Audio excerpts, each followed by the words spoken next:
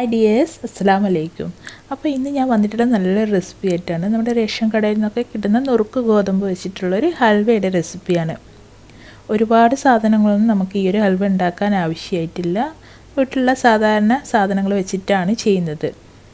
നല്ല ടേസ്റ്റുള്ളൊരു കിഡിലെ ഹൽവയാണ്. അപ്പോൾ എല്ലാവരും ഒന്ന് ട്രൈ ചെയ്ത് നോക്കണം. അപ്പോൾ ഞാനിതാ 1 കപ്പ് നുറുക്ക് ഗോതമ്പ് എടുത്തു വെച്ചിട്ടുണ്ട്. അപ്പോൾ ഇത് നമ്മുടെ ഉപ്പുമാവൊക്കെ ഉണ്ടാക്കിയെടുക്കുന്ന ഈ ഒരു ടൈപ്പ് ചെറിയ ടൈപ്പ് നുറുക്ക് ഗോതമ്പാണ്. റേഷൻ കടയിൽ നിന്നൊക്കെ കിട്ടുന്ന ഈ ഒരു ഗോതമ്പ്. അത് ഇതുപോലെ കുറച്ച് വെള്ളത്തിൽ നമ്മൾ 2 മണിക്കൂർ കുതിർത്തി വെക്കണം. ഇത് ഇനി നമുക്ക് അരച്ചെടുക്കാനുള്ളതാണ്. മിക്സിയുടെ ജാറിലിട്ടിട്ട് നല്ലോണം പേസ്റ്റ് ആക്കിയിട്ട് ഇതൊന്ന് അരച്ചെടുക്കണം. അപ്പോൾ കുറച്ച് വെള്ളം ചേർത്തിട്ട് നമ്മളിത് അരച്ചെടുക്കണം. നല്ലോണം ഇതുപോലെ നമുക്ക് അരഞ്ഞ് കിട്ടണം. നല്ലോണം തന്നെ ഇതാ പേസ്റ്റാക്കി അരച്ചെടുത്തിട്ടുണ്ട്. ഇനി ഇതിലേക്ക് നമ്മൾ ഗോതമ്പ് അളന്നെടുത്ത ഈ ഒരു കപ്പ് തന്നെ 2 കപ്പ് വെള്ളമാണ് ചേർക്കുന്നത്. എന്നിട്ട് നല്ലോണം ഇതൊന്ന് മിക്സ് ചെയ്യാം. ഒരു വിസ്ക് വെച്ചിട്ടാണ് ഇവിടെ മിക്സ് ചെയ്യാൻ പോകുന്നത്. കൈ ഉപയോഗിച്ചിട്ട് നല്ലോണം ഒന്ന് കലക്കിയെടുക്കുകയാണ് വേണ്ടത്. നമുക്കിത് അരിച്ചെടുക്കണം. അതിന് വേണ്ടിയിട്ട് അരിപ്പ വെച്ചിട്ട് ഇതുപോലെ നമുക്ക് ഗോതമ്പിൻ്റെ മിക്സ് ഒഴിച്ചു കൊടുക്കാം. ഒരുപാട് തരികളൊന്നും നമുക്ക് കിട്ടില്ല, കുറച്ച് മാത്രമേ ഉണ്ടാകൂ. ഒരു പ്രാവശ്യം അരിച്ചെടുത്തതിന് ശേഷം ഒന്നും കൂടെ വേണം അരിച്ചെടുക്കുക. അങ്ങനെ 2 പ്രാവശ്യമായിട്ട് അരിച്ചെടുക്കണം. ഹൽവയ്ക്ക് വേണ്ടി ഞാനിവിടെ ശർക്കരയാണ് മധുരത്തിന് വേണ്ടിയിട്ട് എടുത്തിട്ടുള്ളത്. 1 കപ്പ് വെള്ളം ഒഴിച്ചിട്ട് ഇതൊന്ന് മെൽറ്റ് ചെയ്തെടുക്കാം. ശർക്കരയാണെങ്കിൽ ഒന്നും കൂടി നല്ല കളർ കിട്ടും. അതായിരിക്കും ഒന്നും കൂടി നമ്മുടെ ഹൽവക്ക് നല്ലത്. ഇതാ ഞാനിപ്പം ഗോതമ്പിൻ്റെ മിക്സ് ഒരു പാത്രത്തിലേക്ക് ഒഴിച്ച് കൊടുത്തിട്ടുണ്ട്. ഇനി ഇതിലേക്ക് കട്ടിയുള്ള തേങ്ങാപ്പാൽ 1 കപ്പാണ് ഒഴിച്ച് കൊടുക്കുന്നത്. എന്നിട്ട് നമുക്കിത് സ്റ്റൗമിലേക്ക് വെച്ച് കൊടുക്കാം. ഇതിലേക്ക് കുറച്ച് ഉപ്പ് ചേർത്തിട്ടുണ്ട്. ഒന്ന് ചൂടായി വരുന്ന സമയത്ത് ഇതിലേക്ക് നമുക്ക് ഉരുക്കി വെച്ചിട്ടുള്ള ശർക്കര ഇതിലേക്ക് അരിച്ചൊഴിക്കാം.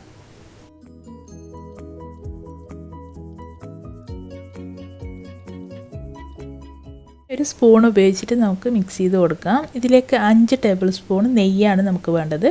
അത് ഇതുപോലെ നമുക്ക് അടുത്ത് വെക്കണം. എന്നിട്ട് കുറേശ്ശെയായിട്ട് വേണം ഒഴിച്ചു കൊടുക്കാൻ. ആദ്യം 1 ടേബിൾ സ്പൂൺ ഒഴിച്ചു കൊടുക്കാം. എന്നിട്ട് കുറച്ച് സമയം ഒന്ന് വറ്റി വരുമ്പോൾ വീണ്ടും ഒഴിച്ചു കൊടുക്കാം. അങ്ങനെ നമ്മൾ ഒഴിച്ചു കൊടുത്താൽ മതി. ഒറ്റയടിക്ക് ഒഴിച്ചു കൊടുക്കരുത്. ഞാനിത് ഹൈ ടു മീഡിയം ഫ്ലെയിമിൽ വെച്ചിട്ടാണിപ്പം ഇളക്കിക്കൊണ്ടേയിരിക്കുന്നത്. അപ്പോൾ കുറച്ചൊന്ന് വറ്റി വരുമ്പോൾ നമ്മൾ കൈ എടുക്കാതെ ഇളക്കിക്കൊണ്ടേയിരിക്കണം. ഇതിലേക്കിപ്പോൾ ചേർത്തിട്ടുള്ളത് ഏലക്കയാണ്. ഏലക്ക പൊടിച്ചതാണ് ചേർത്തിട്ടുള്ളത്. അപ്പോൾ നമ്മൾ ഈ ഒരു സ്റ്റേജിൽ നമുക്ക് നെയ്യ് ചേർത്ത് കൊടുക്കാം. ഇതാ ഞാൻ കുറച്ച് ബദാം ചെറുതായിട്ടൊന്ന് കട്ട് ചെയ്തത് ചേർക്കുന്നുണ്ട്. ഏത് നട്ട്സ് വേണമെങ്കിലും നിങ്ങൾക്ക് ഇഷ്ടമുള്ള നട്ട്സ് ചേർക്കാം. ചേർത്തിട്ടില്ലെങ്കിലും കുഴപ്പമില്ല. ഇതിപ്പോൾ ഏകദേശം റെഡിയായി വരാനായിട്ടുണ്ട്. പാത്രത്തിൽ നിന്നും നല്ലോണം വിട്ട് വന്ന് നമ്മുടെ നെയ്യൊക്കെ തെളിഞ്ഞ് വരുന്ന സമയത്ത് നമുക്ക് സ്റ്റൗ ഓഫ് ചെയ്യാം. ഇതിപ്പോൾ റെഡി ആയിട്ടുണ്ട്. പാത്രത്തിൽ നിന്ന് വിട്ട് വന്ന് നമ്മുടെ നെയ്യൊക്കെ തെളിഞ്ഞ് വന്നിട്ടുണ്ട്. ഇനി ഇത് നമുക്ക് അടുപ്പത്ത് നിന്നും എടുത്ത് മാറ്റാം.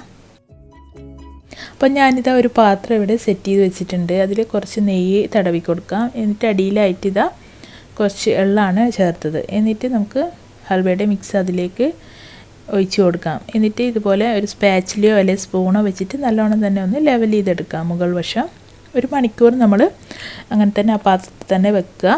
നല്ലോണം ചൂട് പോയിട്ട് നമ്മൾ അത് വേറൊരു പാത്രത്തിലേക്ക് മാറ്റാവോ. ഇപ്പം നല്ലോണം ഹൽവ സെറ്റായി വന്നിട്ടുണ്ട്. ഇനി നമുക്കിത് കട്ട് ചെയ്ത് നോക്കാം.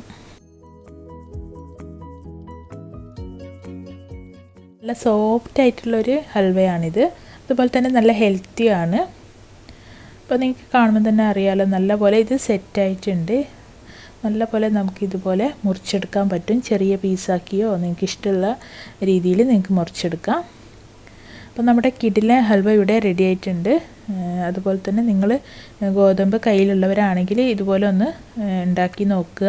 എന്നിട്ട് ഫീഡ്ബാക്കൊക്കെ ഒന്ന് അറിയിക്കണം. അപ്പോൾ ഈ ഒരു വീഡിയോ ഇഷ്ടമായിട്ടുണ്ടെങ്കിൽ ഒന്ന് ലൈക്ക് ചെയ്യാനും ഷെയർ ചെയ്യാനും പിന്നെ ചാനൽ സബ്സ്ക്രൈബ് ചെയ്യാണ്ട് കാണുന്നവരാണെങ്കിൽ സബ്സ്ക്രൈബ് ചെയ്തിടാനും വിട്ടുപോകരുത്. Thank U.